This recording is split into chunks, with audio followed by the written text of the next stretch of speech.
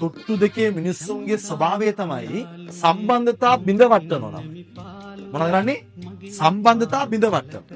ඒ සම්බන්ධතා බිඳවට්ටලව හුදකලා කරනවා. ඔයාගේ ජීවිතේත් ඒ වගේ මිනිස්සු හම්බ වෙන්න පුළුවන්. පරිස්සමෙන් ඒ කරන්නේ ළඟම ඉන්න එක. වටේ ඉන්න මිනිස්සු ටික තරහා කරෝලිය නම් මොකද කරන්නේ? හරිද? ඌ හුදකලා කළා ඔයාව කන්ට්‍රෝල් කරන්න උත්සාහ කරනවා. අන්න ඒ වගේ උන්ගෙන් ගැලවුණොත් ඔයා දිනනවා පුතා. හොඳට මතක තියාගන්න. ඒ වගේ මිනිස්සු ඔයාගේ පෞද්ගලික ජීවිතේ වගේ මිනිස්සුන්ට හම්බ වෙලා ඇති. හැබැයි ඔයාට තේරෙන්නේ නැහැ ඌ වටේ උන්ව විස දාලා ඔළුවෙන් හලනවා කියලා. ඌ කරන්නේ ළඟ ඉඳලම වටේ උන්ටයි ඔයාටයි විස දාලා කරන්නේ ඔයාව අයින් කරනවා. ඔයාගේ සම්බන්ධතා අයින් කරලා හුදකලා කරනවා. හුදකලා කරාම ඔයා කන්ට්‍රෝල් කරන්න ලේසි. පරිස්සමෙන්. මෙන්න මේ වගේ මිනිස්සුන්ට හම්බ වෙයි. තා අවුරුද්දක් දෙකක් යදි මම මතක් වෙයි. මෙන්න මූ වෙන්නේ මේ වැඩේට ඒකට තේරෙන්නේ. ඒ කියන්නේ වාග් හුදකලා කරලා වාගෙන් ප්‍රයෝජනෙ අරගෙන හරිද? වටේම මිනිස්සු එක්කලා තරහ කරනවා.